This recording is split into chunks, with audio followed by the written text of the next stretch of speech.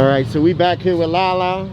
Hi everybody, how everybody doing? Yep, you see you got, you know, just when they seen your face right there real quick, you see everybody was saying hi, how you doing? Yes. You got a lot of love on your video. Yes. When I was editing it and putting it together the other night, I was right there with you, you know, I was a little emotional. I said, man, I hope I bump into her again. Yeah. So I'm glad to see you again. I'm glad to see you too. How have you been doing since the last time we spoke about 2 weeks ago? Yes, well, since 2 weeks ago, everybody, since this coronavirus is going now, you guys know I've been out of work and it's really been stressing me out. My blood pressure been very high. I've been in the emergency room 3 times within 1 week. I'm still clean. My husband is still using, but I'm not. Like I said, I can't go back to school. I can't get back into my peer specialist classes. I can't start that back. I can't start back working until after this coronavirus. So I'm like all over the place, you know. My children and my grandchildren is back home in Jersey. I'm trying to get my husband off of crack cocaine.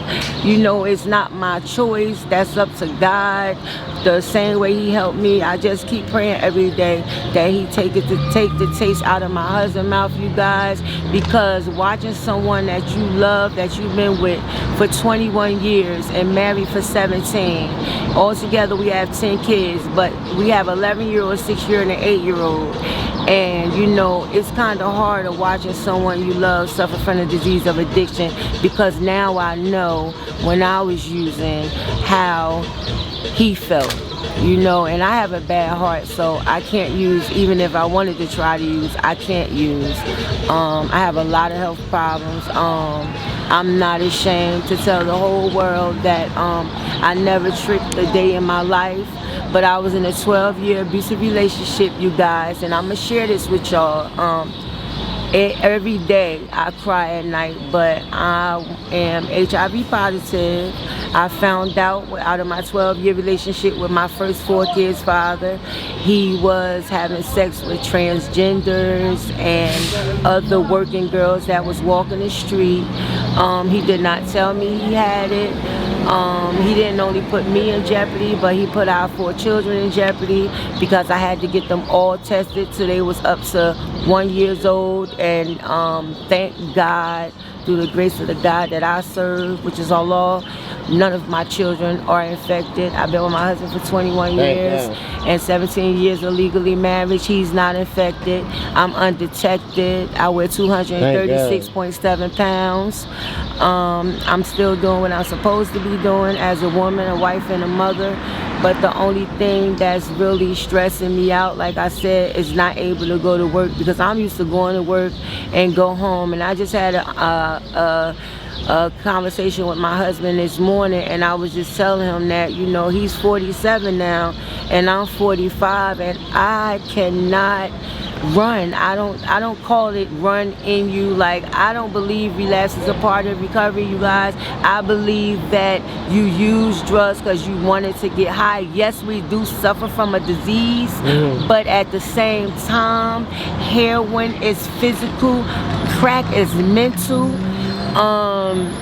Is no such thing as you cannot stop using. Again, I am going on 1 year clean. On August the 25th of 2020, I'll be celebrating my 1 year clean. Congratulations. August 25th? Thank you so much. August the 25th, 2020. I'll be celebrating 1 year clean. And how I do it is just, no matter wherever I live, like I have to come to Kensington and Somerset, you guys. It is not the area, you guys, it's you. It's up to you. If you don't want to get high, you don't ever have to use again in your life. That is absolutely true. If you choose to get high, that's your choice. We all have our own choices and decisions that we make as adults. Because I'm a grown ass woman, but I'm a growing woman because I'm still learning. I like the way you put that. I'm a growing woman. I'm a growing woman. I think all of us are. We're work in progress, because right? I'm a work in progress. That's we are. And it doesn't happen overnight. And I I struggle every day. Again, like I said, my husband is still using crack cocaine.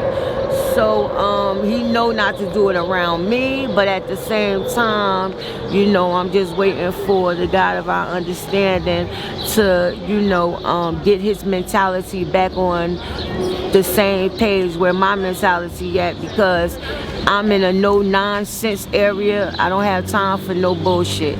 You know, I keep it real. I hate a liar and a thief. You know what I'm saying? I keep it real as I possibly can. I really appreciate all of you guys that showed me much love for my first video. Again, it came from my heart and my soul. It's nothing fake about it. Everything I said to y'all is a true meaning, and it's a fact, and it's my truth. And I just shared something else with you guys that was my truth.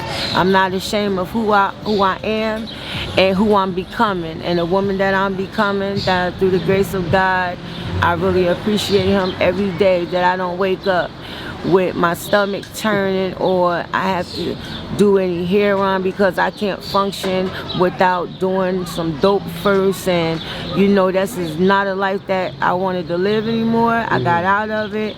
You know, I'm still go through things. God don't want nobody perfect going to heaven.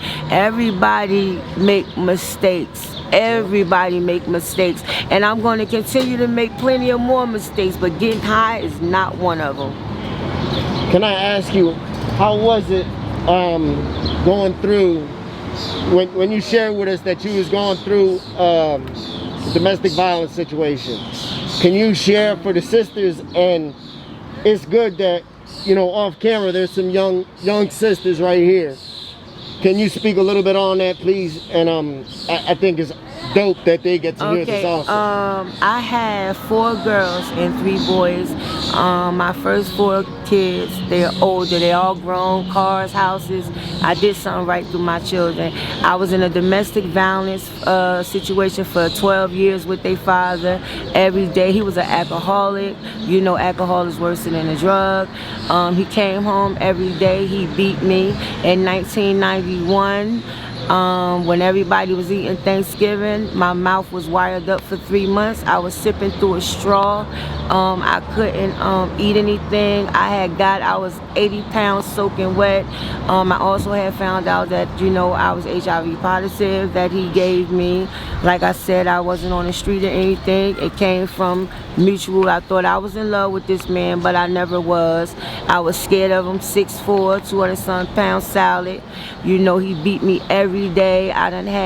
He put locks on the outside of the door to where me and the kids could not leave out the house. He always made sure the house was full of food. Everybody, the clothes was clean. Everything was good on the inside. So when he locked them doors from the inside, once he got to work, if a fire or anything would have broke out, me and my children would have been dead, because I lived on the 12th floor in the projects. I'm from Brick City, Newark, New Jersey. I'm not from Philadelphia. I've been in Philadelphia now going on 11 years. Me and my husband came across the bridge December the 21st of 2011. No, my husband that I'm with now, we Muslims. He never put his hands on me, never called me out my name or any of that matter. He's sitting right over there. What advice would you give to a young sister who's in that situation you're in shoes I'm gonna with share an this abusive to all of relationship? the And what are the older warning women signs? and most to the young females out here. The warning signs from a domestic violence relationship is, once you get with that man, he's going to move you away from your family. This is the first warning. He's not going to want you to be dealing with anyone in your family, because now he has you to exactly where he wants you to be. Especially if he was a man like my children's father. He always worked. He had a job. He was a very good provider, a very good dad and everything. But when it came to me, he was very, very abusive. I was scared for my children, so I took the ass whoopings. It was to a fact, ladies, to where so that I used to prepare myself for the ass whooping. The next warning sign is everything can be good for the first 6 months, 6 to 12 months. Once you done moved away from your family, he got you in this house by yourself, he's gonna start with little things, accusing you of cheating, accusing you of looking at other men, accusing you of not going where you say you was going. Watch out for those type of signs. Watch out to, if he ever put his hands on, I'm gonna tell you this right now.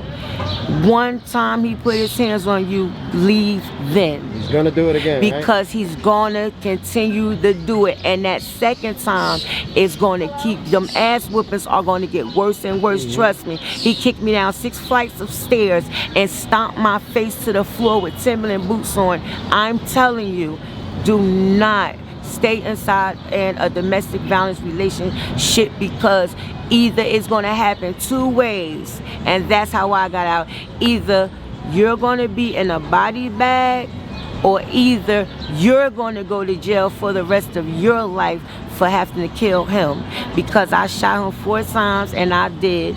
They gave me 5 years in Clinton State Prison. It's called Egner Mahan Correctional Facility for Women. I did 4 years. They took 1 year off for good behavior. I just maxed out 2010, October the 4th. From that, I was young. They railroaded me. I didn't know nothing about the system. I had multiple restraining orders on him, but because I kept accepting him back, it was like to the police, I was crying wolf. So they wouldn't come to my rescue. So when it got really deep to where he beat me, one time he beat me to where my family didn't even notice who I was, because that's how bad he beat my face up. That's how I got lip gloss. Thank you, baby. What was the situation that led to you shooting him?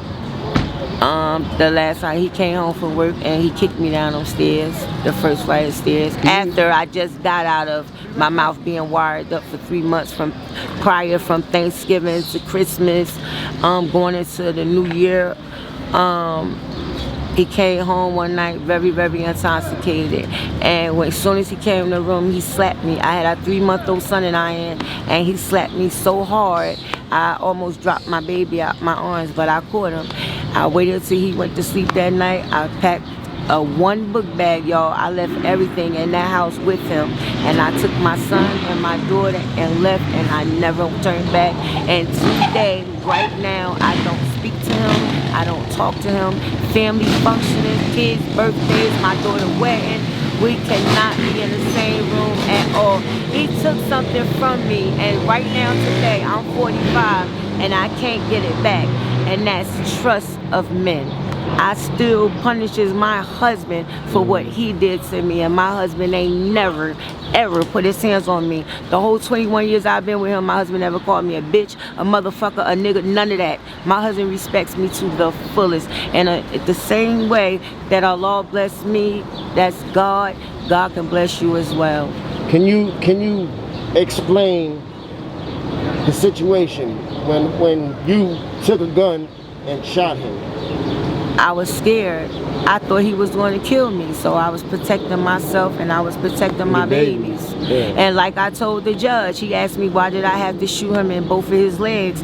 When I said because I was scared that he was going to run after me, and if he would have caught me, and I probably wouldn't be here today. Yeah, he would have probably killed you. And if I had to do it all over again, I would have did the same thing. I would have shot him again. Well, I thank you very much, Lala. You know, you got a lot of love on the last video. I'm sure you're gonna get even more love on this video. I thank you for sharing your story. I hope things continue to progress for you, and I hope things get better for your husband. Inshallah. I thank you. And would you like to say anything to the viewers and the subscribers that have support for you and have love for you? All of the subscribers and all the watchers that's been showing me love from the first video, and even if you show me love on this video, I just want to thank you guys and let you guys know that I appreciate each and every last one of y'all. Much love to all of y'all. Like I said, my story is my truth. There's nothing fake about it. That's what I went through in my life, and that's what made me the woman that I'm becoming today. And my Facebook page, it says Latrice Brown, Philadelphia, PA. You will see that I'm a licensed home health aide on there. You can follow me, and I thank you again. everybody have a blessed day.